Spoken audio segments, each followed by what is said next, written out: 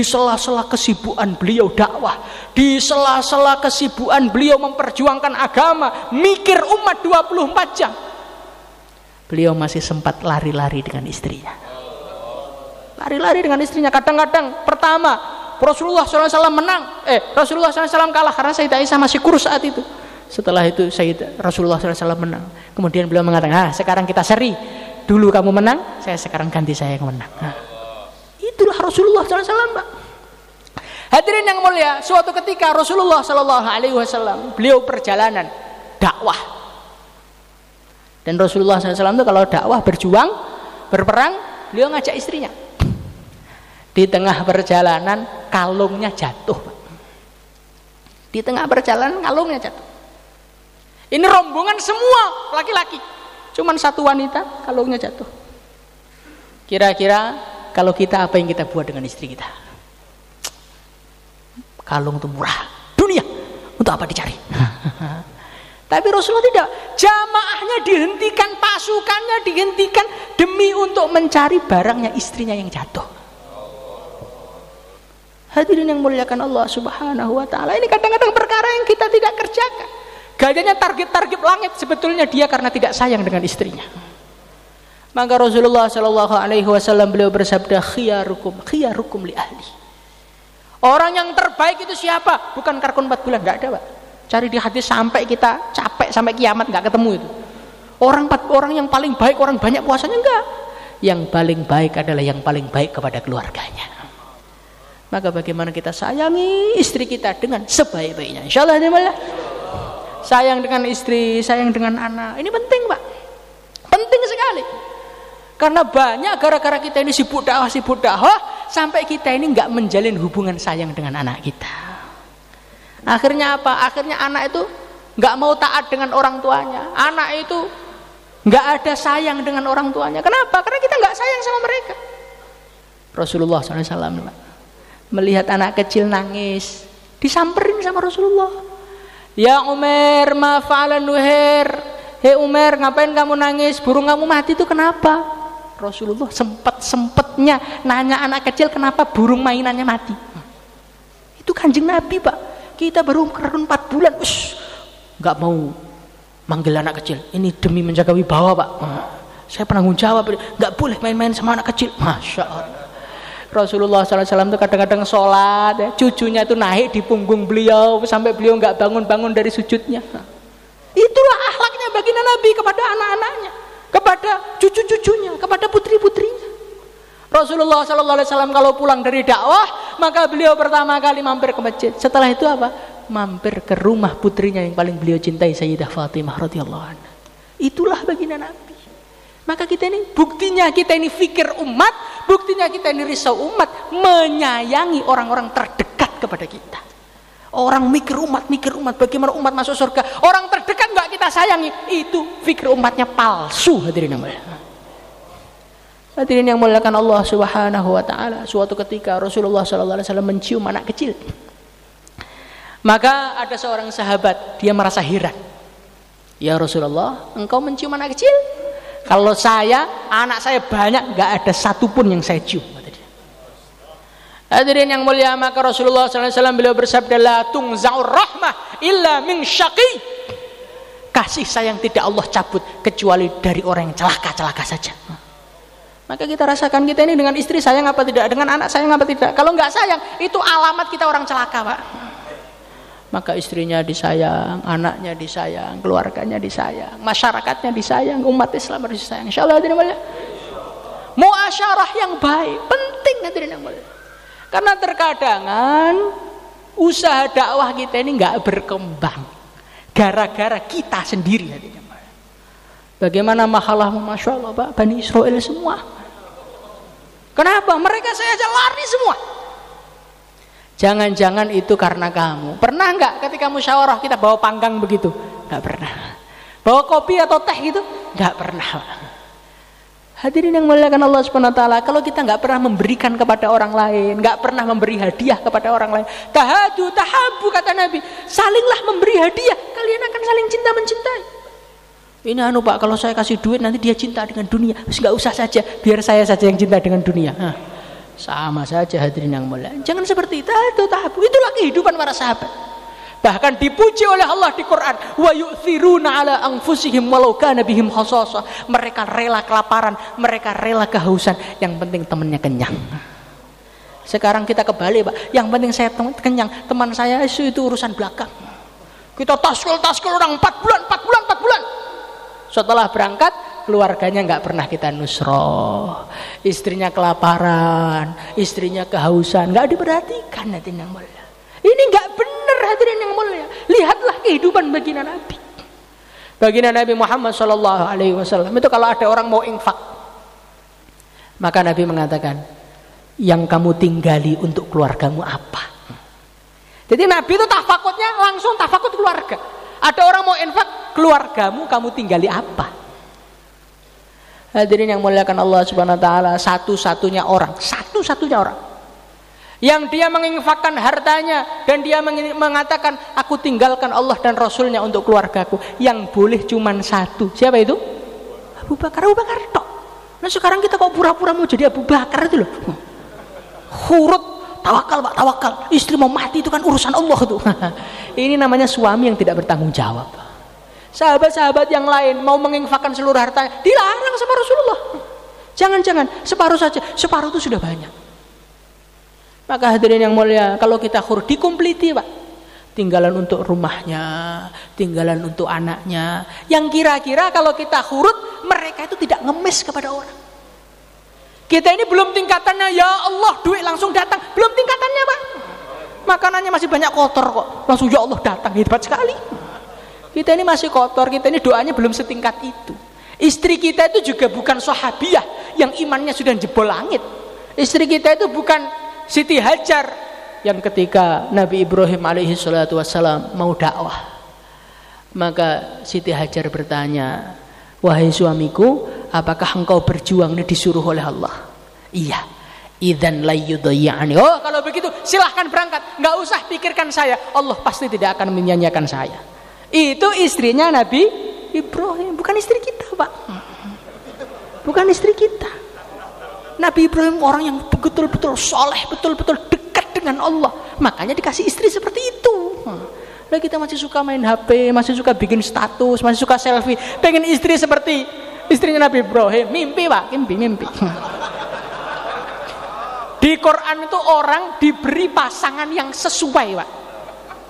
Al-khabithatul khabithunil khabithat, thayyibatul tayyibin tayyibuna lit tayyibat. Yang baik diberi istri baik, yang jelek diberi istri jelek. Makanya kalau kita diberi istri yang jahat, itu mungkin karena kita yang jahat. Bukan mungkin, pasti itu.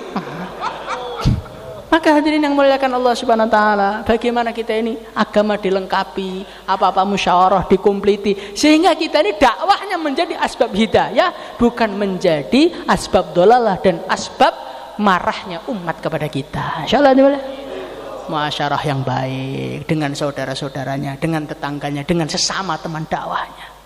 Hadirin yang mulia, setelah muasyarah diperbaiki, akhlaknya diperbaiki. Muasyarah itu hubungan zahir, akhlak itu perasaan di dalam hati. Hadirin yang muliakan Allah Subhanahu wa taala, jangan ada di dalam hati kita iri kepada orang Islam. Jangan ada di dalam hati kita dengki kepada orang Islam. Jangan ada kita ini menganggap remeh orang Islam. Jangan, hadirin yang mulia. Hadirin yang muliakan Allah Subhanahu wa taala, kita harus saling menyayangi.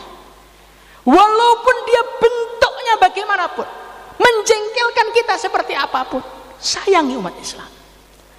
Hadirin yang muliakan Allah Subhanahu wa taala, kita ini nggak bisa, saya mau Pak sayang kalau dia sayang juga sama saya. Saya mau Pak makan sama dia kalau dia satu fikir dengan saya. Jangan Pak.